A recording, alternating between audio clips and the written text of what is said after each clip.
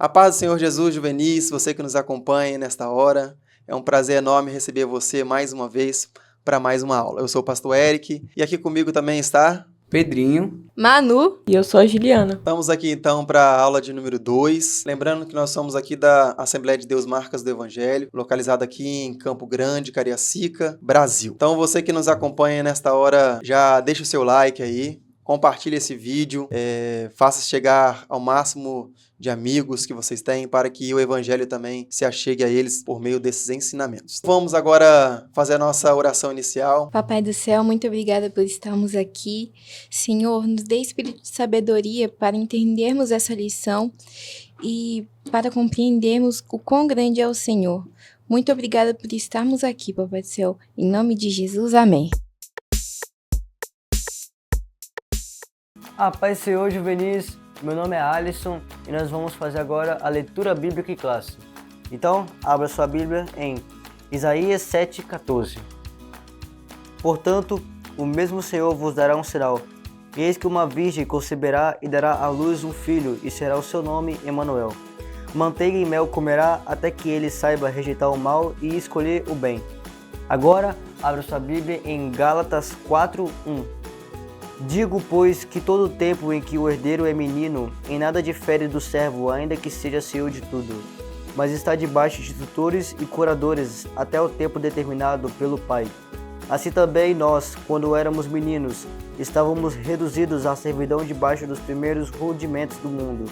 Mas, vindo a plenitude dos tempos, Deus enviou o seu Filho, nascido de mulher, nascido sob a lei, para remir os que estavam debaixo da lei, a fim de recebermos a adoção de filhos.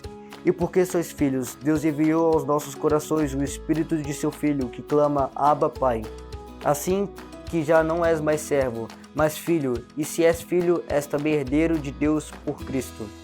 Agora, abra sua Bíblia em Lucas 24:25. E ele lhes disse, ó nécios e tardos de coração para crer tudo o que os profetas disseram. Porventura não convia que o Cristo padecesse essas coisas e entrasse na sua glória? E começando por Moisés e por todos os profetas, explicava-lhes o que dele se achava em todas as escrituras. E chegaram à aldeia para onde iam, e ele fez como quem ia para mais longe. E eles o constrangeram, dizendo, fica conosco, porque já é tarde, e já declinou o dia. E entrou para ficar com eles. E aconteceu que, estando com eles à mesa, tomando o pão, o abençoou, e partiu e lhe deu. Abriram-se-lhes então os olhos e o conheceram, e eles desapareceu-lhes. Foi essa a nossa leitura bíblica em classe, Juvenis. Espero que vocês tenham gostado e que Deus possa abençoar vocês. Tchau! Então, vocês vêm estudando aí sobre um novo trimestre, caminhando sobre o Novo Testamento. Então, vocês pôde, na primeira aula, participar aí um pouco do período interbíblico. Então, vocês viram os preparativos para a chegada do Messias, como é que se deu todo esse período interbíblico. E na lição de hoje, a lição de número 2, falando a respeito da plenitude dos tempos, nós vamos então adentrar um pouquinho sobre esse nascimento do Messias. A paz, Senhor Juvenis, e nós estamos aqui com a Camila. Camila, você já ouviu falar sobre a plenitude dos tempos? Sim. E você sabe o que isso significa? Plenitude dos tempos foi quando alguns povos contribuíram para a vinda do Messias. E estamos aqui com o Otávio. Otávio, você sabe o que é a plenitude dos tempos? Eu sei. E qual o significado? O significado é quando os povos idólatras ajudaram na vinda do Messias. A paz do Senhor, Juvenis. Meu nome é Sofia. E a plenitude dos tempos é quando vários povos, como gregos e romanos, contribuíram, não propositalmente, para a vinda do Messias. Adentrando então na nossa lição, nós temos ela dividida aí em 4 tópicos, e nós vamos tratar um pouquinho agora do primeiro tópico da nossa lição, que é Cristo, perguntando então, de quem que a Bíblia Sagrada ela apresenta do início ao fim, o que que ela apresenta e de quem que ela se apresenta. Cristo é o tema central da Bíblia. De Gênesis a Apocalipse, a Bíblia aponta para Jesus com profecias já cumpridas acerca dele. O seu nascimento, o local da sua vinda, a sua morte e até a sua ressurreição. Também com promessas de que se cumprirão, isso virão ainda acontecer. A exemplo da sua volta a buscar aqueles que Jesus prometeu. Foram lhe preparar um lugar, que está escrito em João 14, 1:3. O próprio Jesus disse que as escrituras inteiras testificariam a seu respeito. Aqui em João 5:39 diz assim: Examinais as escrituras, porque vós cuidais de tê-las a vida eterna, e são elas quem de mim testificam.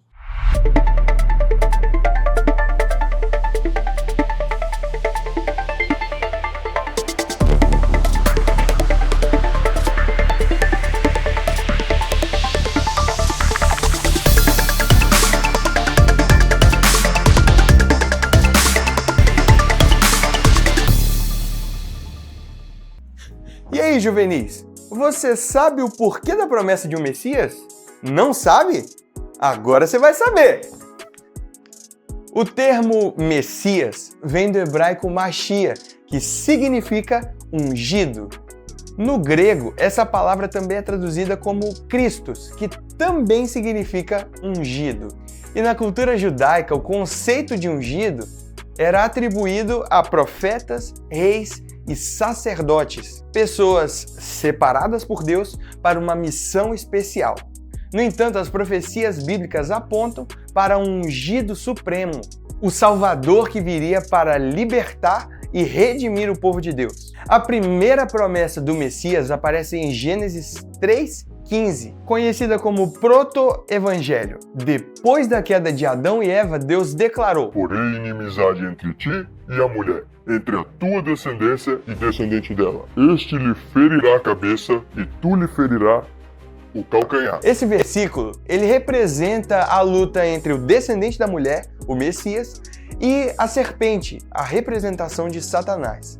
A ferida no calcanhar aponta o sofrimento de Jesus na cruz, enquanto o ato de ferir a cabeça da serpente simboliza a vitória de Cristo sobre o diabo e sobre o pecado. E olha que interessante, o Antigo Testamento é cheio de profecias que apontam para a vinda do Messias. E algumas delas são: primeira, a promessa feita a Abraão. Deus prometeu a Abraão que por meio dele todas as nações da terra seriam abençoadas. E essa descendência aponta para o Messias. Segunda, a promessa feita a Davi. Deus prometeu a Davi que o seu trono seria estabelecido para sempre. E isso se cumpre em Jesus, o descendente de Davi, que reina eternamente. Terceira, a profecia de Isaías. O profeta Isaías, ele profetizou que o Messias nasceria de uma virgem e seria chamado Emanuel, que significa Deus conosco. Quarto, o Messias como servo sofredor.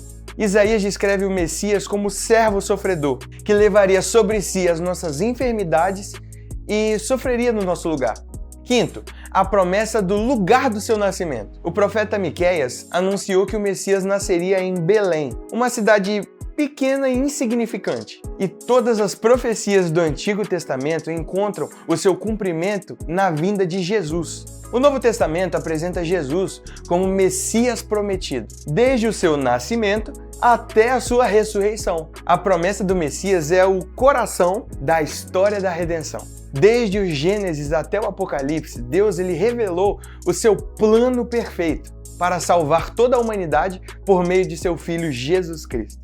E olha só, todas as profecias messiânicas se cumprem em Jesus, que é o Salvador prometido. Ele é o Rei dos Reis, o servo sofredor, o Cordeiro que tira o pecado do mundo. Sua vinda nos enche de esperança e certeza de que Deus é fiel e de que cumpre suas promessas. E é isso, juvenis! Até mais!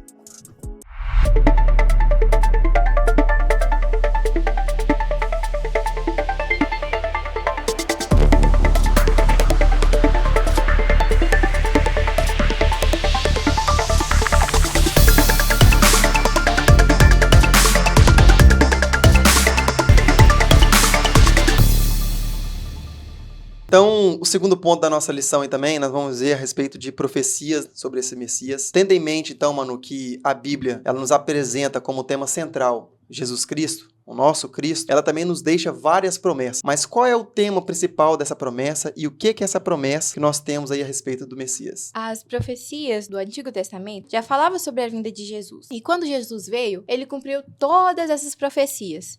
Porém, nem todos acreditaram. E veio para o que era seu. E os seus não receberam.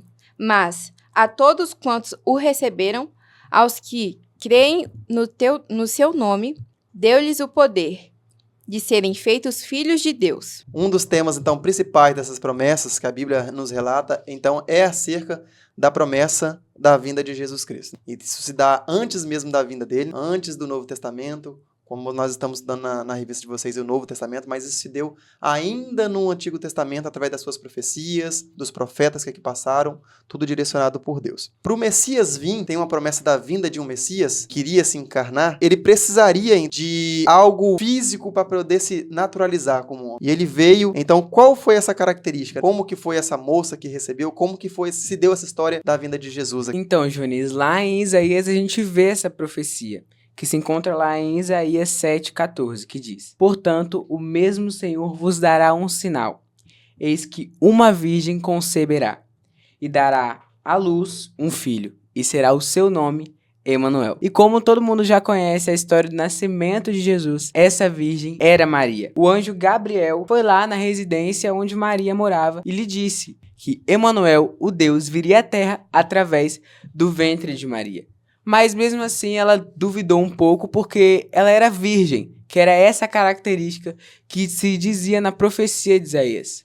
Mas depois ela creu e Jesus veio através do seu ventre. Glória a Deus. Então, já começa-se então a entender a questão da grandiosidade de Deus, porque Deus está usando aqui uma mulher, a característica de uma moça pura, virgem, como o Pedrinho disse bem aqui. Então, vai confundir então a ciência, vai confundir a biologia, porque é algo que aos olhos humanos é irrelevante, é irreal, não tem como acontecer. Então, mas para demonstrar aqui o poder realmente dessa promessa que foi apresentada ainda no Antigo Testamento. E se nós pegarmos para ver, o Juvenis, nós vamos ver que o nascimento de Jesus, dessa promessa que foi feita lá atrás, ele vindo através de Maria, Miqueias, o profeta Miqueias, no seu livro, capítulo 5, verso 2, ele vai dizer bem assim para a gente: ó, E você, Belém, Efrata, que é pequena demais para figurar como um grupo de milhares de Judá, de você que sairá aquele que há de reinar em Israel, e cujas origens são desde os tempos antigos, desde os dias da eternidade. Então, Miqueias está trazendo para nós aqui ainda em profecia que Jesus iria nascer em uma cidade chamada Belém. Mas se nós pegarmos o contexto e formos ver, tanto Maria quanto José, eles eram de Nazaré. Então, teoricamente, não teria como Jesus nascer em Belém, porque era um lugar distante, não era perto, não era lugares perto. Então, e tendo em vista que a mãe de Jesus, essa pessoa usada por Deus através do Espírito Santo para gerir nela esse menino chamado Jesus, não tinha como ele ir para Belém porque os pais eram da localidade de Nazaré. E se nós pegarmos e formos ver a parte geográfica, ficava a cerca de 156 quilômetros de distância de Nazaré até Belém. Então era um lugar longo, era uma caminhada longa. Tendo em vista que não tinha carro na época, não tinha os meios de transporte que nós temos hoje, não tinha um Transcol, que às vezes nós pegamos aí lotado, mas não tinha meios de transporte. Então, como é que se dava essa caminhada? Essa caminhada se dava por meio ou a pé ou através de jumentos, que eram os meios usados pelas pessoas mais pobres. Aqueles que tinham mais condição, que eram mais ricos, ainda tinham as carruagens, andavam a cavalo, andavam a camelos. Mas a mãe de Jesus e José, sendo já pessoas de menos aquisição financeira, eles usaram do meio, então, de dar o quê? A pé ou montado no jumentinho. Então, eles usaram isso para poder chegar até Belém. Chegando a Belém, então, se cumpre a promessa, como está escrito, então, em Mateus. Eu gostaria de deixar com vocês aí também, ó, acompanhem comigo. Mateus, capítulo 2, do verso 1 ao 6. E diz assim, ó: E tendo nascido Jesus em Belém, da Judéia, no tempo do rei Herodes, eis que uns magos vieram do Oriente a Jerusalém, dizendo: Onde está aquele que é nascido rei dos judeus? Porque vimos a sua estrela no Oriente e viemos a adorá-lo. E o rei Herodes, ouvindo isto, perturbou-se e toda Jerusalém com ele. E congregados todos os principais sacerdotes e os escribas do povo, perguntou-lhes onde havia de nascer o Cristo. E eles lhe disseram: Em Belém de Judeia, porque assim está escrito pelo profeta: E tu, Belém, terra de Judá, de modo nenhum és a menor entre as capitais de Judá, porque é de ti sairá o guia que há de apacentar o meu povo. O que acontece? Estava sendo governado, gerido aquele lugar ali, através de um governador chamado o quê? César Augusto. E o decreto de César Augusto era o quê? Que as pessoas fossem até Belém fazer um alistamento. Nessa questão, Deus usando então o imperador ali, o governador, para poder baixar esse decreto, de tirar as pessoas de todos os lugares de Israel para ir até Belém, para poder fazer o quê? Um alistamento. Que é o que nós fazemos hoje, os meninos, né? As meninas não fazem, mas os meninos, quando chegam a uma determinada idade, 17, 18 anos, tem que se alistar para poder o quê? Passar pelo exército lá, né? Para poder ver se vai servir, se não vai servir. É a mesma forma aqui. Aqui tinha que ter um alistamento e essas pessoas precisavam ir até Belém, então, fazer um alistamento. Aí se cumpre a promessa de Deus, então. Deus usa esse meio, então, para poder tirar eles da geografia de Nazaré, levá-los até Belém e lá conceber esse menino chamado Jesus, que é a nossa promessa feita ainda no Antigo Testamento. Nós temos, então, Cristo como tema central de todas as Santas Escrituras. Nós vamos ver que ainda no Antigo Testamento foi-se feito uma promessa, e essa promessa era a vinda do Messias, de um que viria para poder trazer salvação a todos nós. Vimos que Deus usou os meios que a sociedade, os olhos humanos, não tinha como mensurar a obra que Deus estava fazendo, porque Deus usa de uma virgem para conceber, então, através do Espírito Santo, um filho. E esse menino, chamado o Messias, então, Juliana, ele recebeu um nome tão grandioso que as Santas Escrituras também nos falam, né, sobre este nome. Este nome é Deus conosco.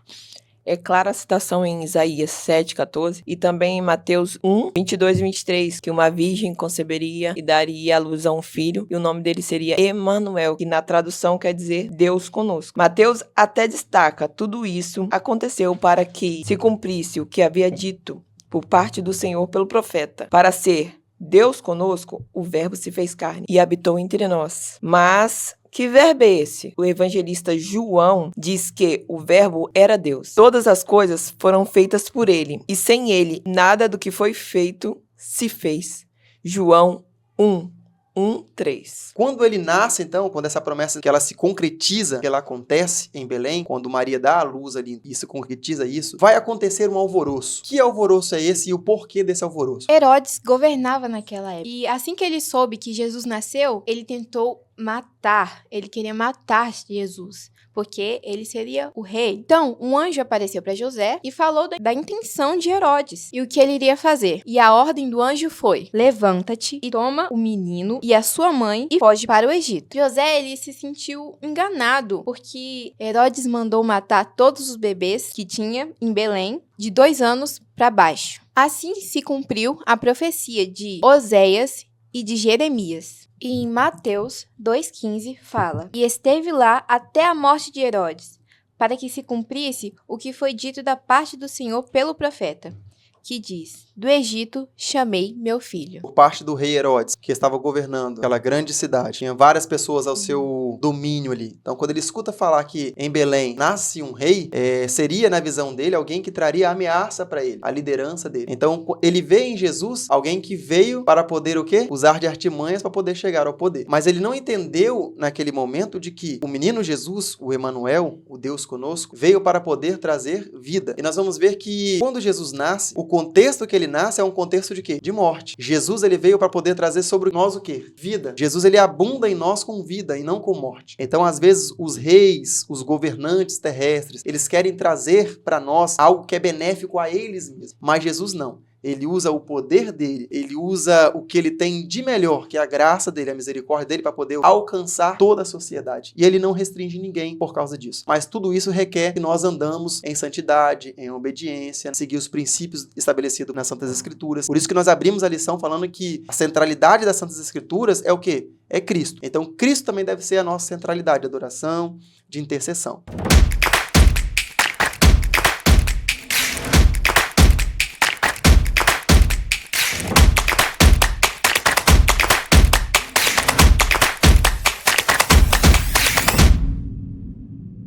Olá, juvenis.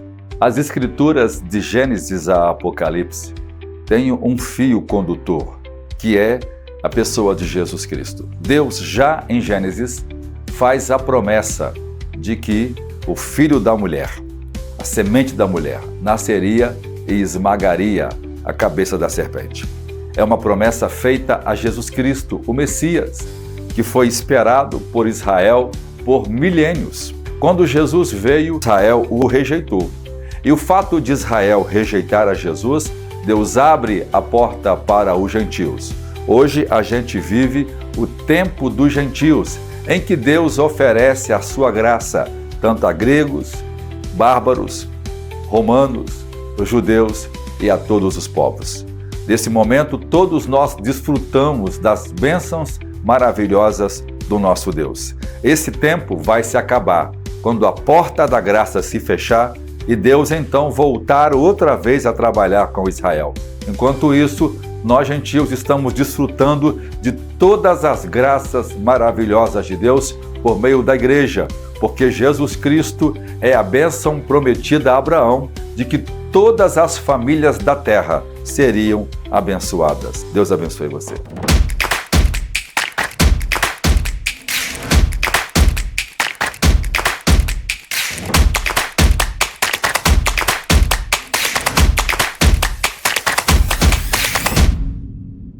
Glória a Deus, então, pelos ensinamentos do nosso pastor aí, não fala pastor. Terceiro ponto, então, da nossa lição, a razão da sua vinda. Tudo isso que falamos aqui, Pedrinho, até agora, tem uma razão, tem um propósito, tem um porquê. Qual é essa razão? Como nesse decorrer da aula, a gente está falando sobre o nascimento de Jesus. O propósito de Jesus foi salvar a humanidade de todo o pecado. Ele nasceu, viveu, também curou muitos, transformou muitas vidas, mas a sua razão principal era salvar a humanidade de todo mal e das mãos de Satanás. E Jesus, ele revela essa razão pela sua vinda, o seu chamado durante toda a sua história. Nós podemos ver quando ele vai para a casa de Zaqueu, que ele diz que ele traria salvação para aquela casa. E também quando o anjo Gabriel se revela a José em sonho, ele diz que não é à toa que eu dei esse nome ao seu filho, Jesus, porque ele salvará a muitos. E se a gente for pegar o significado do nome Jesus lá do grego, o significado é Deus salva, que é exatamente o que é o ministério de Jesus, um Deus encarnado que veio para nos salvar de todo o pecado. E também nós vemos quando uma mulher pecadora enxuga os pés de Jesus com seus cabelos, ele diz que teus pecados estão perdoados. Então, em todo momento, era muito comum que durante a sua caminhada, Jesus ministrasse o seu chamado para muitos, que ele veio para a terra para nos salvar. Jesus, ele não iniciou o seu ministério quando ele era novo. Até os 12 anos, ele simplesmente ficou sob o cuidado dos seus pais. Então, tem determinados momentos da nossa situação que nós estamos que nos esconder no deserto, em determinados momentos das nossas vidas que nós iremos ser cuidados pelos nossos pais, ensinado, isso faz parte, mas tem determinadas situações também que vai chegar um tempo que nós teremos que nos levantar com posição, com posicionamento, teremos que nos levantar com visão de Deus, direcionado por Deus e obediência para poder o quê? Levar essas palavras que nós estamos aprendendo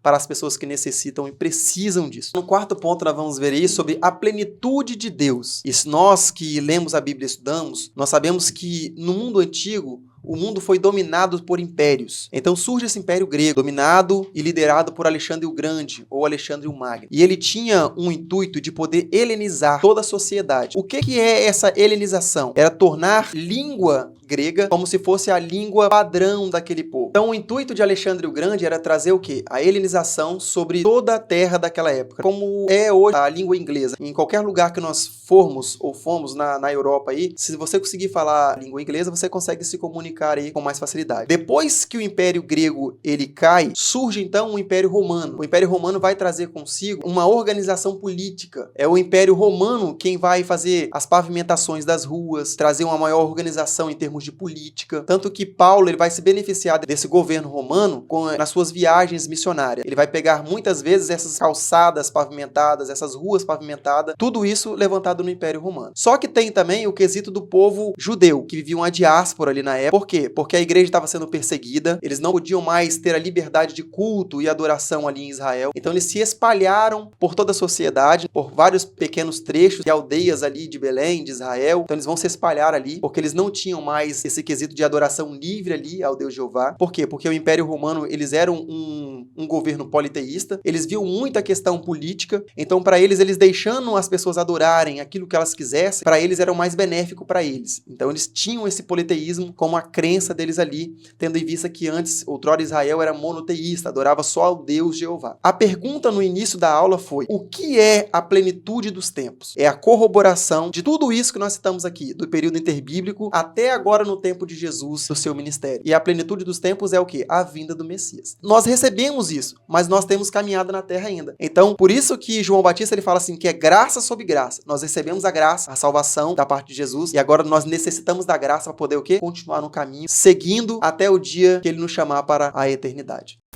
Então chegou a hora da oferta. Aqui embaixo nós temos nosso QR Code do Pix e todas as nossas contas bancárias. Também temos a nossa campanha do Mil Valentes, que é uma campanha que nós fazemos para arrecadar um valor para comprar esse espaço em que nós amamos e aproveitamos bastante. Temos o campo, agora uma nova cozinha, graças a Deus. O ambiente é maravilhoso e está esperando por você.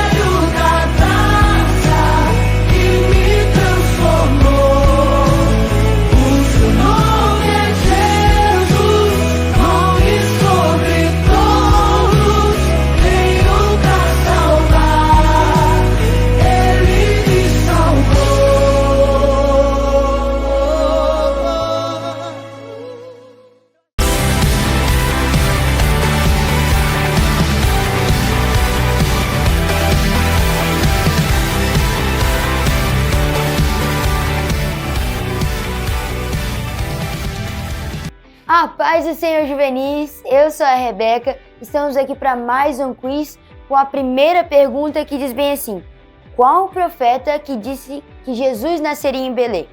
Letra A, Abacuque, letra B, Micaías, letra C, Miqueias, letra D, Isaías.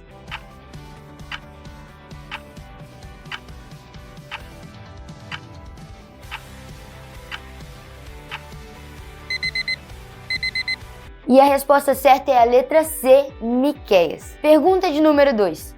Quem profetizou que o Salvador nasceria de uma virgem? Letra A, o profeta Jeremias. Letra B, o profeta Zacarias. Letra C, o profeta Ezequiel. Letra D, o profeta Isaías. Tempo na tela.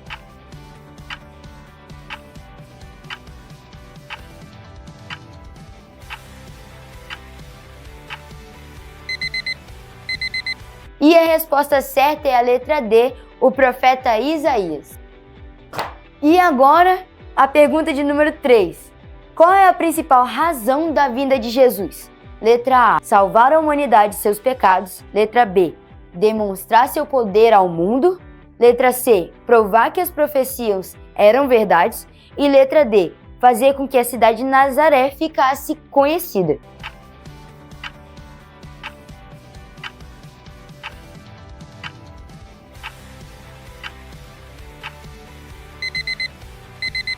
E a resposta certa é a letra A, salvar a humanidade de seus pecados.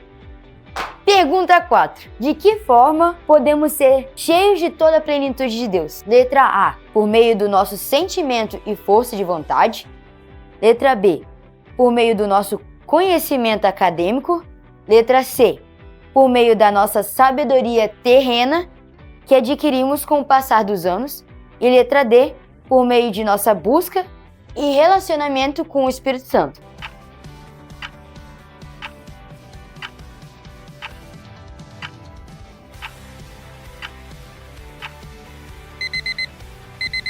E a resposta certa para essa pergunta é a letra D, que diz por meio de nossa busca e relacionamento com o Espírito Santo. E é isso, juvenis. Espero que vocês tenham acertado tudo e voltem com os professores. Tchau!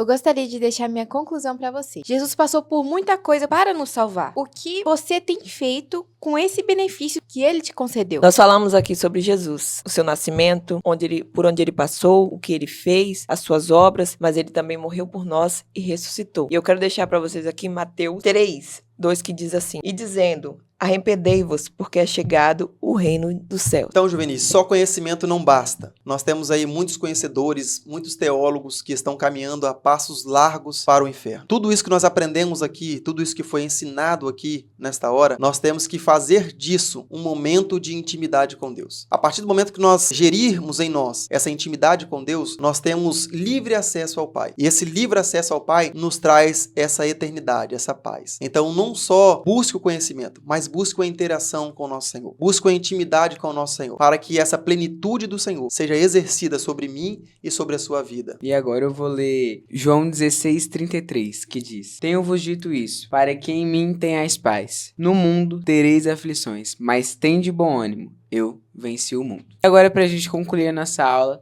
vamos orar. Senhor, meu Deus, meu Pai, muito obrigado, Senhor, por mais essa aula, por todo o conhecimento, Pai, que o Senhor nos concedeu. Pai, muito obrigado porque o Senhor desceu, Pai, na terra, morreu por nós e nos livrou, Pai, de todos os nossos pecados. Isso que eu te agradeço, Pai, em nome de Jesus. Pai. Tchau. Tchau!